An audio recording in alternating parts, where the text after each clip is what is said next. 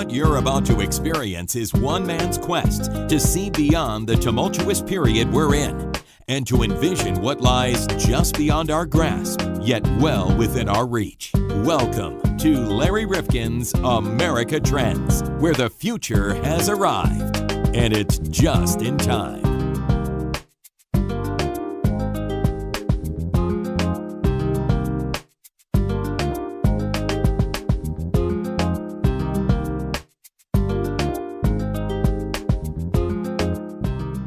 Welcome back to America Trends. I'm Larry Rifkin along with John Kropsic. And John, when we look at public health issues that we have dealt with successfully over the recent period, the one that everybody points to, we're still doing a lot of bad things to our bodies.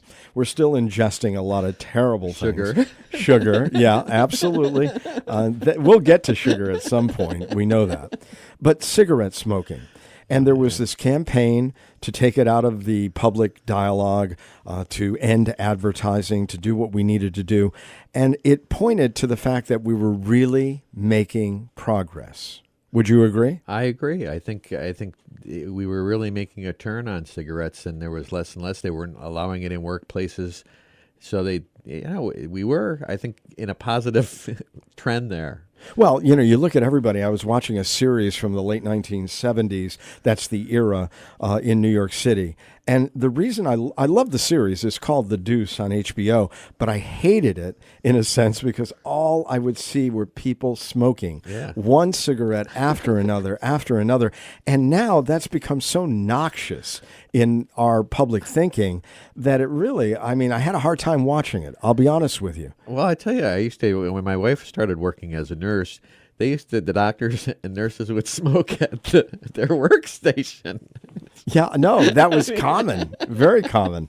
So we really changed the societal norm that was smoking to being an anti-smoking nation. And you really had to go work to become a smoker. You had to step outside at a restaurant. You had to step outside at your workplace. You were almost given a scarlet letter. Oh, yeah, he's a smoker, so he has to leave for 10 minutes. They were always gone a long time smoking. I know. And then you walk outside and it's disgusting. Well, we thought we were doing so well, John. And we had all these mitigation programs working with people with hypnosis and everything else. And then, of course, we had different methods and technologies that we were using. And then along came this idea.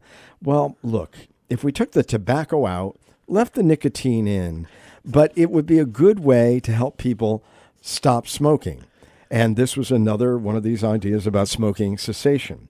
And if adults were involved and it was under the supervision of a doctor or not, it's still better, than perhaps them continuing to smoke regular cigarettes, right? And it sounded reasonable. It did. It did. And there were public health officials that I had on my old radio program who said, this is a great thing. It's going to work. Right. But then there was something they didn't capture at that moment. And that was how the cigarette companies and the new companies that were building these devices were going to try to attract young people. And keep them. Yeah, exactly. You want them coming back. You right. don't want to get them off. And so you weren't really necessarily releasing those who had the cigarette habit as adults as much as you were beginning to engage those in a process of wanting to have something in their mouth that gave them some level of satisfaction. And one of the things that they did in the process, and again, as somebody who does not vape and does not use e-cigarettes, I didn't know much about this, but a company called Juul, a San Francisco-based company, has 70% of the e-cigarette market in the U.S. And they made these things so attractive by flavoring them that young people now have been using them in ways we never imagined. In addition to flavoring them, putting marijuana in them as people will do, not this company, it really began to look like we were going to hook another generation on some form of smoking. I think we have. And I think we have, even though it doesn't have the secondhand smoke and the like, many concerns where this e-cigarette phenomenon is taking us. And I want to indicate that Linda Richter is joining us. She's a PhD. She is the Director of Policy Research and Analysis at the Center on Addiction in New York City. And she is a wonderful guest. And we get into so many different aspects of this issue that I know you're going to appreciate. But I just want to update that since we recorded this, and because we do look at longer term trends, sometimes we get a little ahead of ourselves and think that nothing will change dramatically in the time between the recording and when we post it. But in this case, something did change. There was a decision by Juul that was made as the FDA, the Food and Drug Administration, moved forward with a plan to ban sales of flavored e-cigarettes in convenience stores and gas stations. Juul says they will stop selling most e-cigarette flavors in stores and end social media promotion. So there has been an update already on this topic, John, but that does not take away from the fact that there may be other competitors who fill the void. Well, we don't know Plus, where... They're going to make money, so there's more to this than right. You read. Believe me, whatever we recorded about a month back is not now to the trash heap of history. It has great relevance to the topic still, and there can be others who come in and fill the void. There can be others. They said most e-cigarette flavors. Now we don't know exactly what that means. They just don't want the federal government. Right, to exactly. We don't know where the FDA is so. going, Congress, but it's a really important issue. And if you've got a young person in your household or somebody you care about, and you see it going on all the time, we hear about it in schools where they go into the laboratories and they begin this vaping. They go out to their cars. It's really something that America has to pay attention to, lest we start this whole smoking phenomenon back up. And we had done such a great job at limiting it among a certain population. Are we going backwards? Are we backsliding on the issue?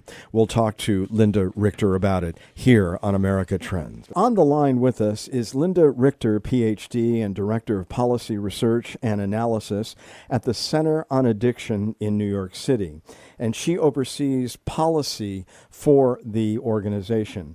And they focus on integrating addiction care into mainstream medical practice. And Linda, let me ask you, from the beginning, the whole notion of e-cigarettes, it seemed to me that there were a lot of medical professionals who believed at the time that this might be very beneficial to help people kick the terrible habit of smoking. What seemingly has gone wrong here? Well, that's a great question. So we all know that cigarette smoking is the leading cause of preventable death in the United States, causing over 400,000 deaths per year and contributing to tons of illnesses and morbidity and mortality. So anything that we could do in this country to reduce those numbers was really looked for and, hoped for, I would say. And e-cigarettes came along as a potential attractive alternative for smokers. The existing products on the market to reduce or help smoking cessation are marginally effective, but a lot of people found them to be not particularly effective for them. And smoking is a very hard habit to kick, obviously, because nicotine is so addictive. So in the beginning, when these products came out, there was high hopes for them. And people really thought that if smokers would replace cigarettes with e-cigarettes, they are not harmless, but at least they're a lot less dangerous than cigarette smoking. Then slowly, over time, the tobacco industry got involved and sort of the profit motive got involved, and things have changed quite a bit. And as research has accumulated over the years, we now see that the story has really changed. I'm happy to get into the details, but there's many ways in which it's changed, so that now we really have a better understanding that e-cigarettes is sort of a public health benefit or solution when it comes to smoking cessation really backfired. Well, I'm a bit confused because if nicotine is really one of the things that we're fighting against in terms of the addiction, then that, though, is part of the makeup of e-cigarettes, and the tobacco is gone, the secondhand smoke is gone. So why did we believe at the beginning, or many medical professionals, that this was the answer?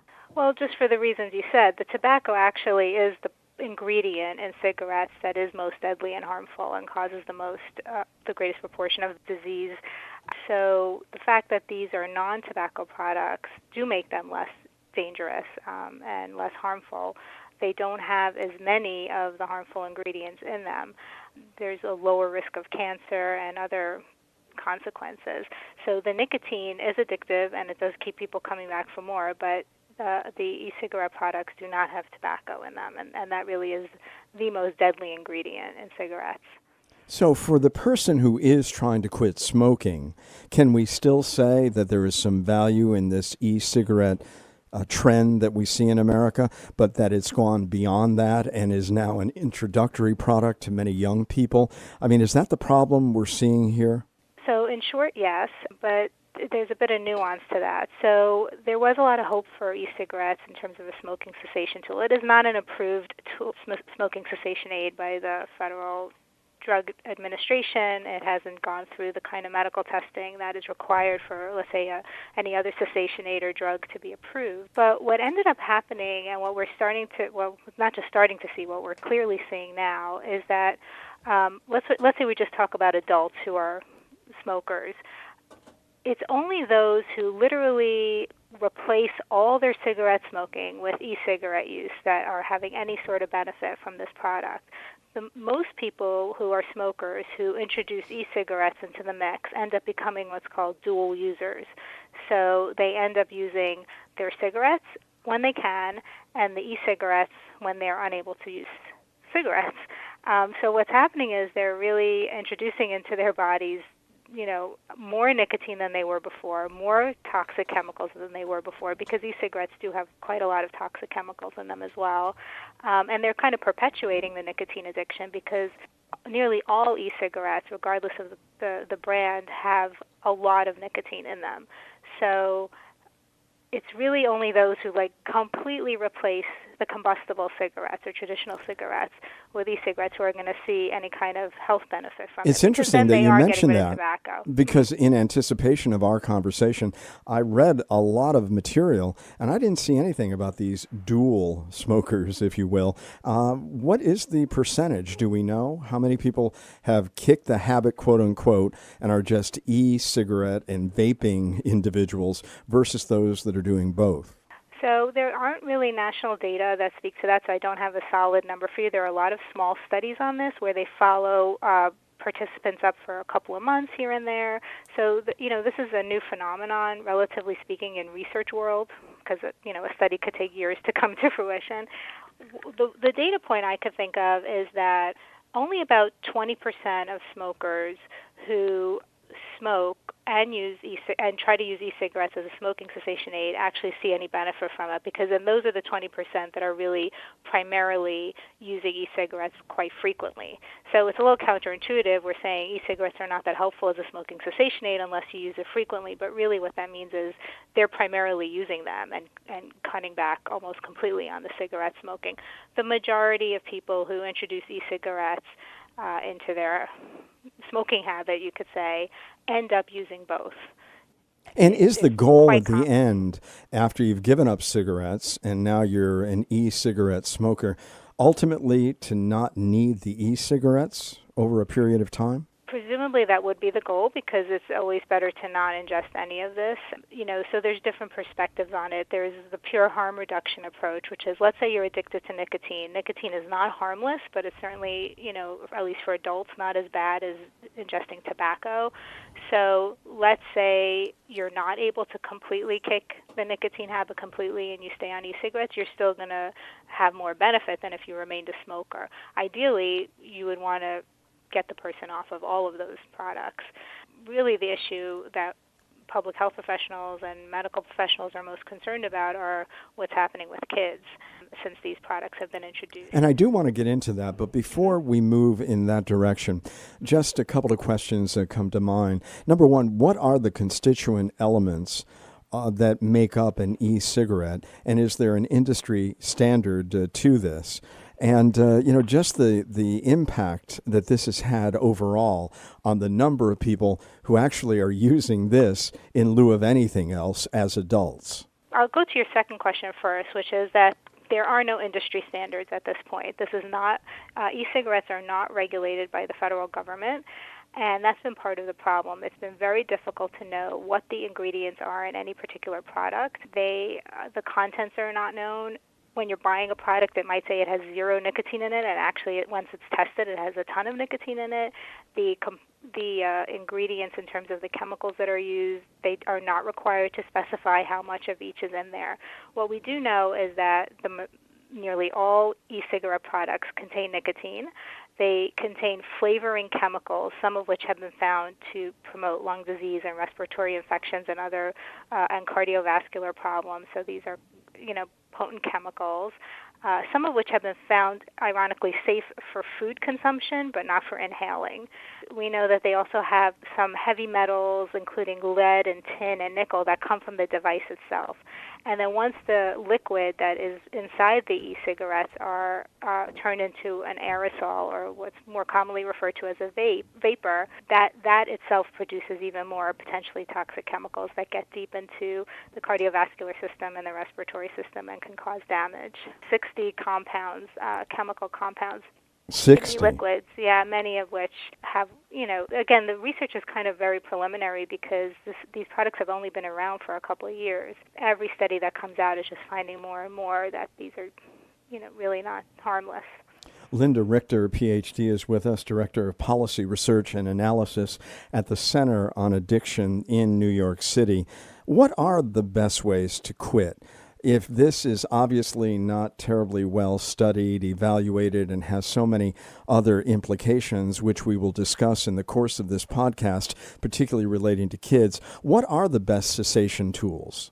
So the proven methods are nicotine replacement therapy products such as gum, lozenges, and patches that have been approved by the U.S. Food and Drug Administration, by the FDA, to help smokers cut back or quit smoking.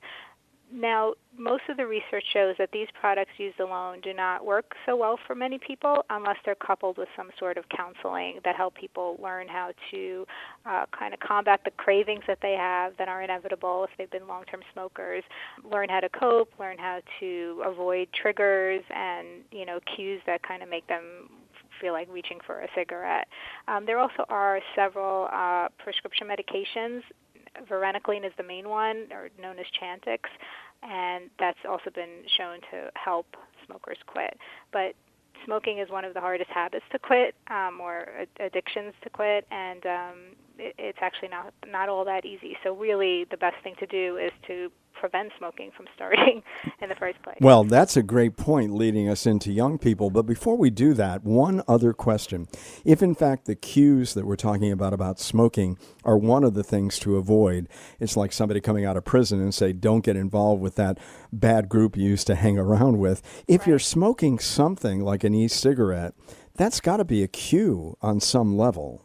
Well, that's a great point, and that's one of the many reasons why e-cigarettes are not particularly effective as a smoking cessation aid for adults, and also why they kind of promote cigarette smoking among kids, because it sort of is mimic. The original thought was, like, if we can get smokers who really are addicted not only to the nicotine and the actual product, but to all the behaviors that surround it, the calming. Many people find it calming, sort of holding it in their hands that way and puffing on something, and the oral satisfaction. So the thought was to make e-cigarettes, which actually initially really resembled cigarettes, to be used in a very similar way, and then that would replace a lot of the behaviors or mimic the behaviors that people were addicted to, essentially, and potentially cut back on the cravings. So what ended up happening was that it didn't replace it, it perpetuated it. And, for some people who weren't heavy smokers before or weren't even smokers and started using e-cigarettes, it kind of breaks down that barrier and makes the person more comfortable with those behaviors and gets them sort of used to holding the product in that way, puffing on something, the oral satisfaction of having something in your mouth like that. That makes it easier to then transition to cigarette smoking. Well, let's talk about that, the unintended consequences of this craze surrounding e-cigarettes. And I would think that young people, and the fact that many of them are having an introduction to smoking by way of e-cigarettes, that it's having really the reverse effect on young people than was intended for older people. That's really the most alarming trend right now is the extent to which these products have taken over for young people in particular. I mean, ironically, they were designed supposedly for adults who were smokers looking for an alternative to cigarette smoking or looking to quit. What ended up happening is that at least half of the people, or probably more than that, who use e-cigarettes are under the age of 35, young adults and adolescents being the main consumers of these products. And really, the prevalence of use among adolescents and young adults far outpaces that among adults. So, I mean, I can give you the specific numbers. They're staggering at this point, and they're increasing. There's recent data that has not been officially released yet, but that's being sort of released or being talked about already. It's going to be published in November, that show a 75% increase from last year in the number of high school students who are current users of e-cigarettes, which basically means they report having used it in the past month. That's kind of a standard indicator that someone's currently using it and not just trying it once or twice. There's millions of kids who are using these products on a regular basis, and many of whom admit to feeling like they're addicted to it. Are there any age limitations on access to e-cigarette? Yeah, so the federal government prohibits sale of e-cigarette products to anyone under the age of 18. That really is not a very effective barrier. It doesn't really help all that much. Any anecdotal study or more scientific study finds that kids who want them can easily access them. Some states and cities have raised the age to 21, which is actually more effective, because if an 18-year-old could buy the product, they're in high school together with younger kids, the older siblings living at home, it's very easy for them to kind of pass it on to the younger kids. So 18 is really inadequate in terms of a minimum age for selling these products. And what are we finding about this being a gateway drug? I know everybody talks about gateways, whether it's alcohol or marijuana to other drugs, but there are many who are concerned that it could be a gateway to stronger substances such as regular cigarettes or marijuana. And I'm reading where a lot of people are putting marijuana in these e-cigarettes. Yeah, you're exactly right. So there are more and more studies. It's almost hard to keep up with them because every day new ones come out, essentially showing that kids who would have never dreamed of smoking a cigarette, had no measurable susceptibility to smoking, they end up taking up vaping or e-cigarette use. And within 6 months to a year, they have at least a 4 times risk of smoking cigarettes. So in other words, just to say that more clearly, the studies are finding anywhere from 2 to 12 times increased risk of cigarette smoking among young people who start using e-cigarettes. And again, the important point is these are kids who the research has found otherwise would never have picked up a cigarette. They had no intention of doing so. They had very negative attitudes towards cigarette smoking. And like adults, many of these kids end up becoming what I was calling dual users, or using both the e-cigarettes and regular cigarettes. Now, in terms of other substance use, that's true as well. There are, again, many, many studies coming out that show that kids who use e-cigarettes end up using not just combustible cigarettes, but other tobacco products as well. So there's hookah, there's pipes, there's cigars, and then also being at much higher risk of using other addictive products, whether it's within their vaping products themselves, so vaping, as you said, marijuana or THC or other drugs, or just, kind of breaking that barrier that they're now comfortable using addictive products or have entered social groups where that's more acceptable, or really more scientifically,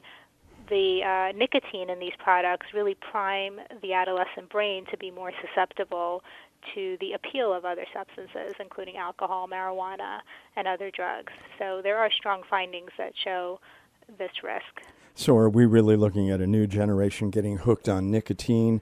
And is this a real boon to the tobacco industry ultimately? Yeah, I think that's a really great question. I mean, one thing that we, really lament is that, the rates of teen smoking have been declining for years, and we were really so close. We were on the cusp of making this young generation the first to really broadly reject tobacco and cigarette smoking. The rates are just steeply declining until the introduction of e-cigarettes, and more recently Juul, which is the very most popular product. And instead what we have now is this whole generation, or a good proportion of them, becoming hooked on nicotine. and then entering the cigarette market. And it's true because the big tobacco companies were recognizing this decline among youth in cigarette smoking, and they jumped right on board the e-cigarette market, buying up smaller companies and creating their own vaping products. They wanted to get in on it because they needed to replace that dwindling cigarette market, and now it's actually sort of circular and bringing those customers back in. And the tobacco industry and most companies know that if you want to get a loyal lifetime customer, you got to get to the kids when they're very young, and that's what they do. And parents, I'm reading where they're often in the dark.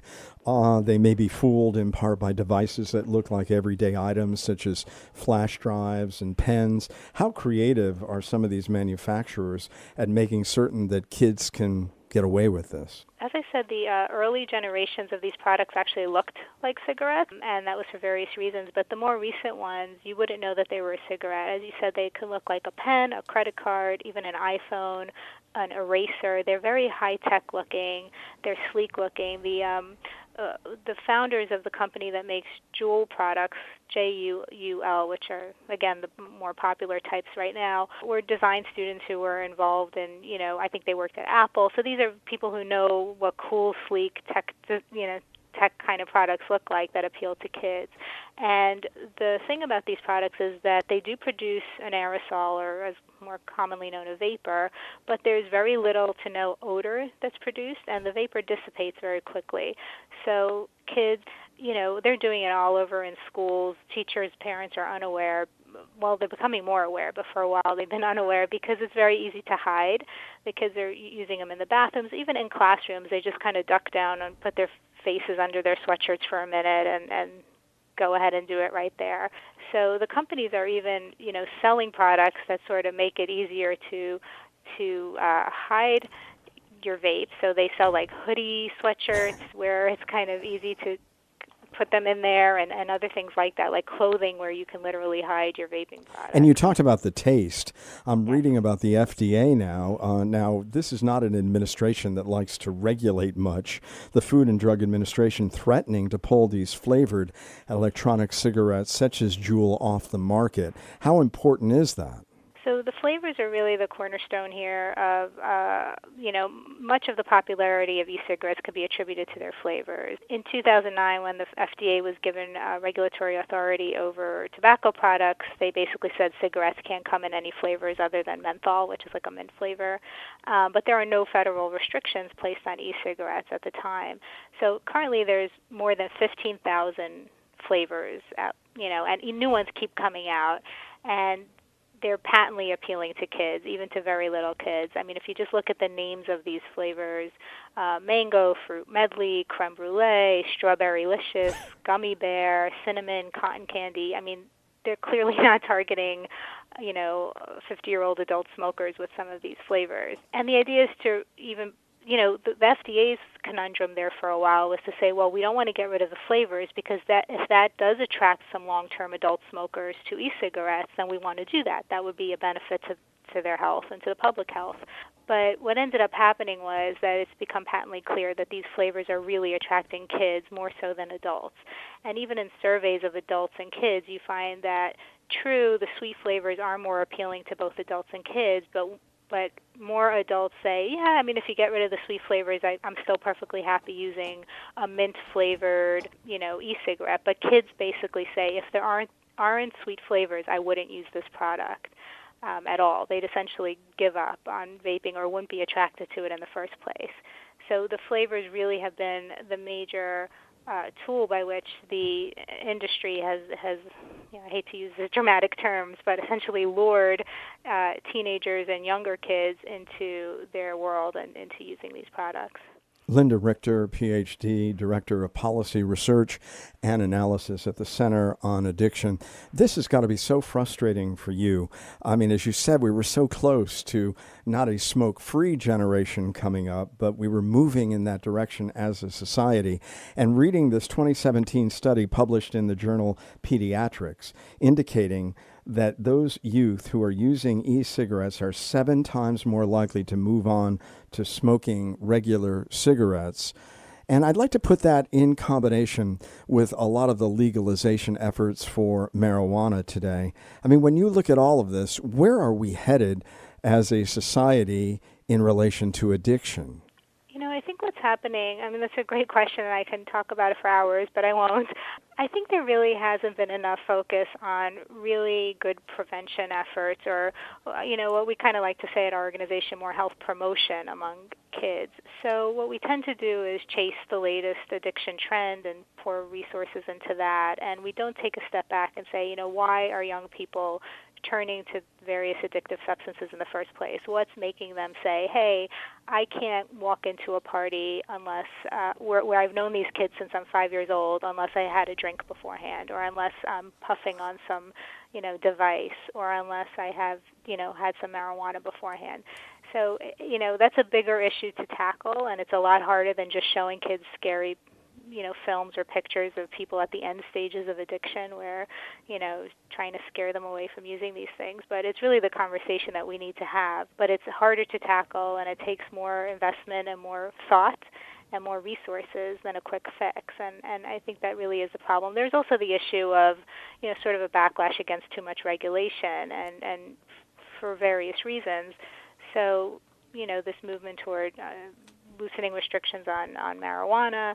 Obviously, everyone says it's just for adults and not for kids, but we've been down this road so many times where when you loosen the restrictions for adults, it's the kids who get affected by it the most.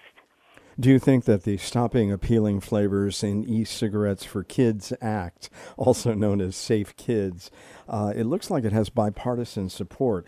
Is that going to help if it does go through? Well, if that does go through, I think that would be a tremendous contribution because, as I said, the flavors really are the draw for kids. The kids themselves say it. They say they would quit using if they could, if there were no flavors anymore. These products taste nasty without the flavors. So unless you have someone who's already addicted to it, I think it would prevent continued use and certainly prevent kids from starting. Whether or not this act will be approved or go through, that I don't know. It does have bipartisan support, but it's kind of tough to get anything through at this stage. I've noticed that. Well, Linda Richter, you've gotten your message through today. Believe me, very, very informative. The Center on Addiction, you have a lot of important information available to people. Please guide us to your website. Sure, that would be great.